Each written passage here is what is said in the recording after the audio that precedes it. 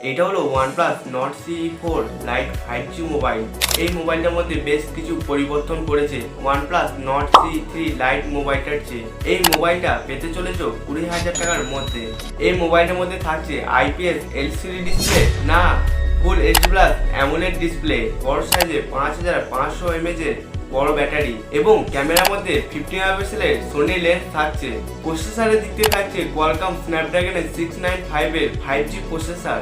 এই সব কিছু পেতে চলেছে মাত্র 20,000 টাকার মধ্যে। তবে ভিডিওটা প্রথম থেকে শেষ পর্যন্ত দেখতে হবে, কারণ এই মোবাইলটা নেওয়ারও কিছু কারণ বলবো এবং না নেওয়ারও বেশ কিছু কারণ বলবো।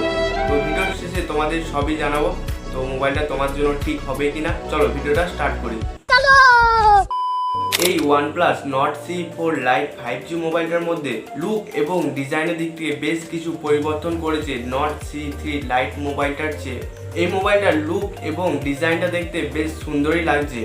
ব্যাক সাইডটা দেখে গ্লাস বডি মনে হলেও কিন্তু এটা গ্লাস বডি না, গ্লোসি ডিজাইনের সঙ্গে সাইড ফ্রেম এবং ব্যাক সাইড এই দুটোই কিন্তু প্লাস্টিকের সঙ্গে পাবে। মোবাইলটার কালারের মধ্যে বেশ কিছু অপশন পেয়ে যাবে, কিন্তু মোবাইলটা ব্যাক কভার না পরিয়ে ব্যবহার করলে হাতের আঙুলের ছাপ এবং দাগ আসবে, তাই মোবাইলটা ব্যাক কভার পরিয়ে ব্যবহার করাটাই ভালো। এই মোবাইলের মধ্যে ডুয়েল স্টিরিও স্পিকার থাকছে এবং হেডফোন জ্যাকেরও অপশন আছে।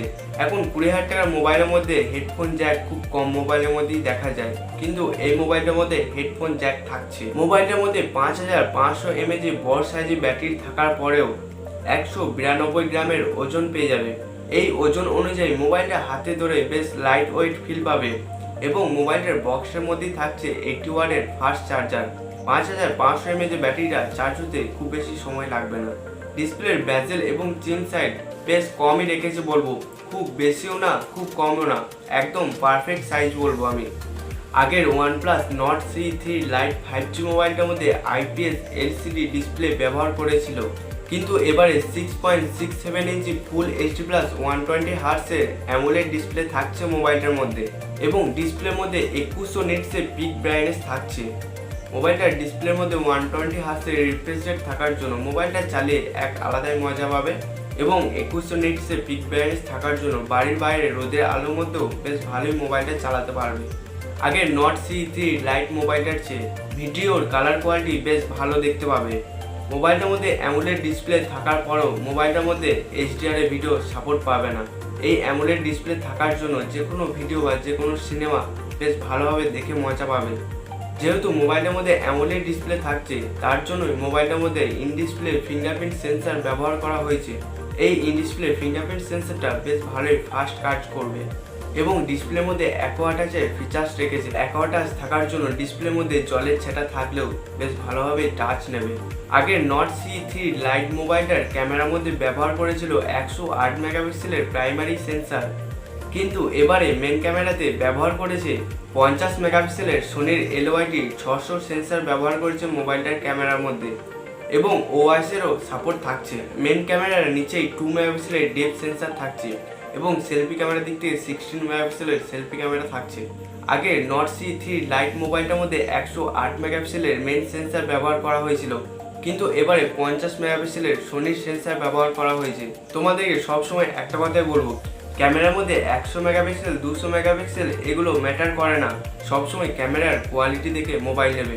তাতে মোবাইলের ক্যামেরার মধ্যে 12 মেগাপিক্সেলই থাকুক বা 32 মেগাপিক্সেলই থাকুক, সোনির এই লেন্সটা থাকার জন্য আগের Nord ce3 Lite মোবাইলটার চেয়ে বেশ ভালো কিছু পরিবর্তন দেখতে হবে ক্যামেরার মধ্যে। এই মোবাইলে তোলা ফটোগুলো আমি বলবো আগের Nord ce3 Lite মোবাইলটার চেয়ে বেশ ভালো আছে। অনেকগুলি ফটো দেখলাম, সব ফটোগুলির মধ্যে সমানভাবে অ্যাডজাস্টমেন্ট করতে পারছে না। কোনো সময় ভালো কোয়ালিটির ফটো তুলে দিচ্ছে এবং কোনো সময় ফটোর মধ্যে বেশ ডাউনফল দেখা দিচ্ছে এবং কোনো সময় কালার এবং শার্পনেসের দিক থেকে একটু বেশি প্রবলেম হচ্ছে এবং কিছু কিছু ফটোর কালার কন্ট্রাস্টটা একটু বেশি ভালো লাগছে। এরপরেই যে কোনো ফটো তোলার পর ফটোটা প্রসেস হতে বেশ সময় লাগছে এবং ফটোর মধ্যে একটু বেশি সফটনেস ফিলটা বেশি রয়েছে এবং রাতের ছবিগুলোর মধ্যে লাইট অ্যাডজাস্টমেন্টটা ঠিকঠাকই করছে। দিনের ফটোর চেয়ে রাতের কালার কোয়ালিটি বেশ ভালো দেখাচ্ছে ফটোর মধ্যে, কিন্তু পোর্ট্রেট ফটোর মধ্যে এজ ডিটেকশনের দিক থেকে হালকা প্রবলেম দেখাচ্ছে, যেটা তোমরা দেখতেই পাচ্ছ এবং পিছনে ব্যাকগ্রাউন্ডের ব্লারটা মোটামুটি ঠিকঠাকই বলবো। মোবাইলটার মধ্যে ভিডিও রেকর্ডিংয়ের দিক থেকে 1080p 30 fps এর সাপোর্ট পাবে, এর চেয়ে হাই কোয়ালিটি সাপোর্ট পাবে না। এই দামের মধ্যে 2K না হলে 4K-তে ভিডিও রেকর্ডিং সাপোর্ট তো দরকারই ছিল। ভিডিওর মধ্যে কালারটা স্টেবল থাকছে না, কোনো সময় কম কোনো সময় বেশি দেখাচ্ছে এবং ভিডিও কোয়ালিটি এর চেয়ে ভালো হওয়া দরকার ছিল। সেলফি ক্যামেরার সাহায্যে বেশ ভালোই সেলফি তুলতে পারবে। সেলফি ক্যামেরার দিক থেকে আমি বলবো মোটামুটি ঠিকঠাকই আছে। এই মোবাইলটার ক্যামেরা বা ভিডিও দেখে আমার যা মনে হলো, এই 20,000 দামের মধ্যে তোমরা অনেক মোবাইল পেয়ে যাবে, এই মোবাইলটার চেয়ে ক্যামেরা অনেক ভালো। এই মোবাইলটার মধ্যে প্রসেসর ব্যবহার করেছে কোয়ালকম স্ন্যাপড্রাগনের 695 6nm 5G প্রসেসর। এই স্ন্যাপড্রাগনের 695 প্রসেসরটা আগের মোবাইলটার মধ্যেও ব্যবহার করেছিল। এই প্রসেসরটা বেশ পুরনো প্রসেসর।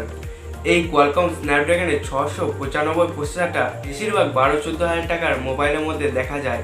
আমার যেটা মনে হয় OnePlus এর চেয়ে ভালো কোনো প্রসেসর ব্যবহার করতে পারতো মোবাইলটার মধ্যে, হয়তো মিডিয়াটেকের অন্য কোনো লেটেস্ট প্রসেসর ব্যবহার করতে পারতো মোবাইলটার মধ্যে, তাহলে আরও একটু বেশি ভালো হতো। এই মোবাইলটার মধ্যে এই প্রসেসর থাকার জন্য আনচুদু স্কোর পাবে 4,50,60,000-এর কাছাকাছি। এই কমজোরি প্রসেসর থাকার জন্য বেশ ভালোই CPU থ্রটিং দেখা গেছে। মোবাইলটার মধ্যে এই প্রসেসর থাকার জন্য BGMI খেলতে পারবে। HDR না, এটা আশাই করো না। আলট্রা প্লাস HD না, এটাও আশা করো না। স্মুথ প্লাস আলট্রাতে 30 FPS এর সাপোর্ট পাবে এবং গেম খেলার সময় তো হালকা ফ্রেম ড্রপ এবং হালকা ল্যাগ দেখা দিচ্ছে।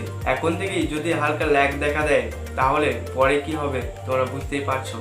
আমি বলবো এই মোবাইলটা গেমের জন্য একদমই না। মোবাইলটার মধ্যে এই প্রসেসর থাকার জন্য মোবাইলটার অ্যানিমেশন বেশ স্লো দেখতে হবে। অ্যাপ খোলা এবং বন্ধ করা এগুলি খুব স্লো দেখতে হবে, খুব একটা বেশি ফাস্ট দেখতে পাবে না।